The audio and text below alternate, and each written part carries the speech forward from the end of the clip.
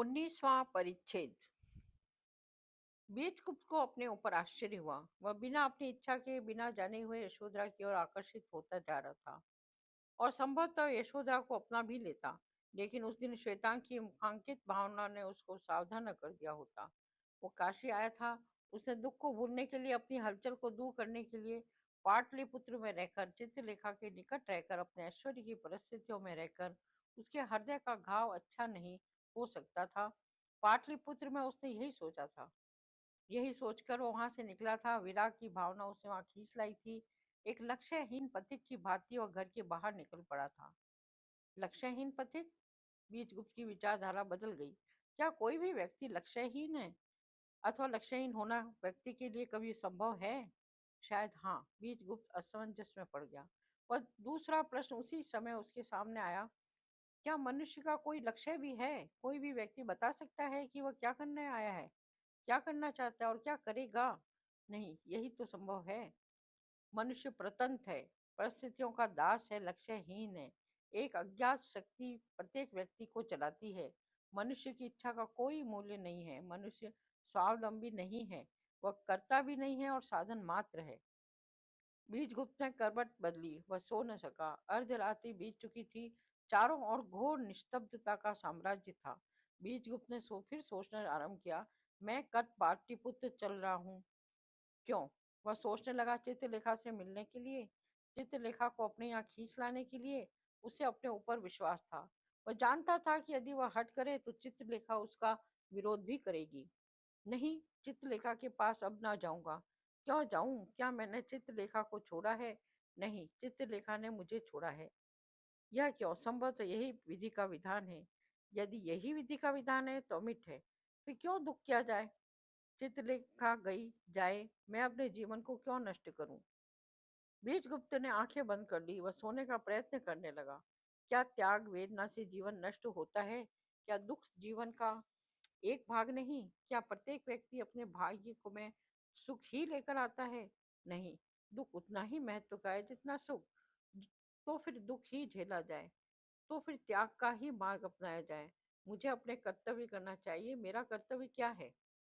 बीजगुप्त उठ खड़ा हुआ। उसने एक गिलास ठंडा पानी पिया। उसने अपना मुंह धोया। उसके बाद वह लेट गया। मेरा कर्तव्य क्या है? मैं पैदा हुआ हूँ कर्म करने के लिए। मेरा कर्तव्य है मैं गृहस्थ जीवन व्यतीत करूं। मेरा कर्तव्य है मैं अपने वंश की वृद्धि करूं। इसके लिए मुझे आवश्यक है कि मैं विवाह करूं। क्या विधि का यही विधान है? संभवतः चित्रलेखा मेरे जीवन से इसलिए चली गई है। विवाह करूं, एक बार गृहस्थी का अनुभव करूं, और विवाह के लिए योग्य पात्री भी है। यशोधरा, यशोधरा सौंदर्य में चित्रलेखा से यशोधरा किसी अंश में कम नहीं है। यशोधरा रत्न है, एक पवित्र प्रतिमा है, और यशोधरा से विवाह करना ही पड़ेगा। स्त्रोचित सभी गुण यशोधरा में विद्यमान है। फिर यशोधरा ही सही, पर क्या संभव है? मैं एक बार यशोधरा को अस्वीकार कर चुका हूँ। किस मुख से यशोधरा को मृत्युंजय से मांगू? बहुत संभव है महासामंत मृत्युंजय यशोधरा का पानी देने से इनकार कर दे। बीजगुप्त हंस पड़ा। नहीं, असंभव। अब मैं यशोधरा से विवाह की बात नहीं सोच सकता। बहुत विलंब हो गया है, बहुत विलंब हो गया है। चित्रलेखा, बस चित्रलेखा ही मेरे जीवन में है। बीजगुप्त फिर उठ खड़ा हुआ। उसने समझ लिया कि उसके लिए नींद आना संभव है। उस समय चंद्रमा निकल रहा था। बीजगुप्त भवन के बाहर निकला। वह गंगा तट की ओर चल दिया। दिन निकलने में अभी 2 प्रहर बाकी थे। बीजगुप्त गंगा तट पर पहुंचा। कुछ लोग बैठे हुए वार्तालाप कर रहे थे। बीजगुप्त भी एक कोने में जाकर बैठ गया। उस स्थान पर 3 व्यक्ति थे। जो व्यक्ति उस समय बोल रहा था उसकी अवस्था प्राय 70 की थी। वह भद्र था। उसके मुख पर झुर्रियां पड़ी थी। उसकी बातचीत से मालूम होता था कि वह सन्यासी है। शेष 2 उम्र में उससे अधिक छोटे थे। उसकी दाहिनी ओर एक दुबला पतला युवक था, जिसकी अवस्था प्राय 25 की थी। वह मंझोले कद का था। उसके मुख पर चिंता की लकीरें पड़ गई थी। सन्यासी की बाईं ओर एक मोटा सा धीर था, जिसकी अवस्था प्राय 50 की थी, जिसकी दाढ़ी बड़ी और घनी थी। उसके केश पकने लगे थे। सन्यासी कह रहा था, अभी तुम्हारी सन्यास लेने की अवस्था नहीं है। जाओ, अपना कर्तव्य पालन करो और पिताजी की आज्ञा मानो। नवयुवक ने सन्यासी के पैर पकड़ लिए। मैं आपका आश्रित हूँ, मुझे सन्यास की दीक्षा दीजिए। जब जीवन में मुझे कोई अनुराग नहीं रह गया है, संसार में रहने में कोई उद्देश्य तो होना ही चाहिए।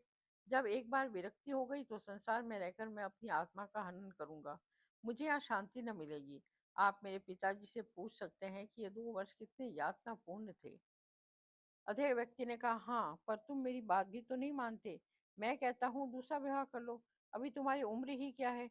जीवन मरण तो सदा लगा रहता है। तुम्हारे कोई संतान नहीं है। अभी संन्यास ग्रहण करना अनुचित है। विवाह कर लेने पर तुम्हारा जीवन फिर से अनुराग में हो जाएगा। सन्यासी ने उस युवक से कहा, तुम्हारे पिता ठीक कहते हैं। बस प्रेम एक मिथ्या कल्पना है। स्त्री और पुरुष का संबंध केवल संसार में ही होता है। संसार से पृथक दोनों ही भिन्न भिन्न आत्मा हैं। संसार में भी स्त्री और पुरुष में आत्मा का एक ही संभव नहीं है। प्रेम तो केवल आत्मा की घनिष्ठता है। वह घनिष्ठता कोई बड़े महत्व की वस्तु नहीं होती। वह टूट भी सकती है। उस समय घनिष्ठता के टूटने पर अपने जीवन को दुख में बना लेना कोई बुद्धिमत्ता नहीं है। तुम्हारा कर्तव्य है कि तुम अपना विवाह करो। विवाह न करके तुम कर्तव्य से विमुख हो रहे हो। यह किस प्रकार? सुनो, स्त्री अबला है। प्रत्येक पुरुष का वह कर्तव्य है कि वह अबला को आश्रय दे। विवाह द्वारा ही पुरुष अबला स्त्री को आश्रय देता है। यदि पुरुष स्त्री को आश्रय न दे तो स्त्री की दशा बड़ी शोचनीय हो जाए। इधर पुरुष के सामने भी काफी कठिनाइयां आवे। जिस समय तुम विवाह न करके सन्यासी होने की बात सोचते हो, तुम कायरता करते हो। एक अबला को आश्रय देने का जो तुम्हारा कर्तव्य है, उससे तुम विमुख होते हो। युवक ने कहा, पर महाराज, मैं भोग विलास की तिलांजलि देकर तपस्या की अग्नि से तपने जा रहा हूँ। यह तो कायरता का घोतक नहीं है। सन्यासी हंस पड़ा। तुम तपस्या में तपना चाहते हो? क्यों? केवल इसलिए कि जिससे तुमने प्रेम किया वह तुम्हारे मार्ग से चला गया? पर तुम्हारी यह तपस्या व्यर्थ है। यह एक तरह से आत्महत्या है। इस आत्म तपस्या का कोई लक्ष्य नहीं है। व्यर्थ ही तुम अपनी आत्मा का हनन करना चाहते हो। युवक ने सन्यासी के चरणों पर अपना मस्तक नमा दिया। जो आप कहते हैं मान्य है। जिसके बाद वह युवक अपने पिता के साथ चला गया।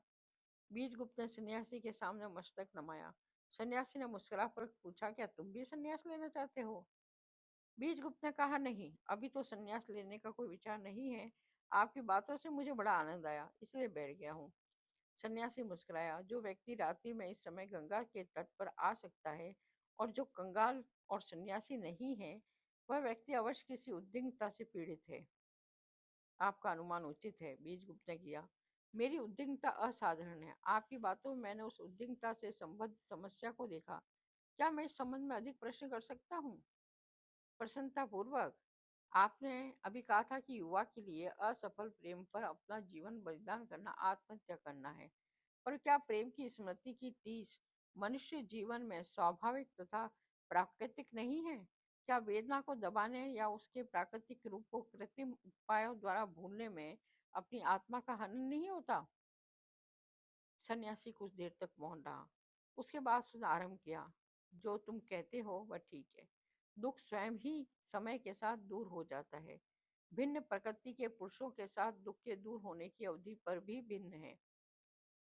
उसको कृत्रिम उपायों द्वारा उस अवधि के दूर ही रहना अवश्य प्राकृतिक है, अप्राकृतिक है।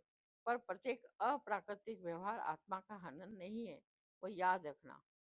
कृत्रिमता को हमने इतना अधिक अपना लिया है कि अब वह स्वयं ही प्राकृतिक हो गई है।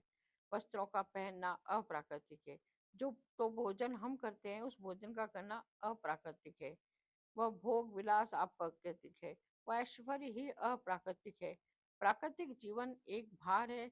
उस जीवन में हलचल लाने के लिए जो तो ये खेल तमाशे नाच रंग उत्सव इत्यादि मनुष्य ने बनाए हैं।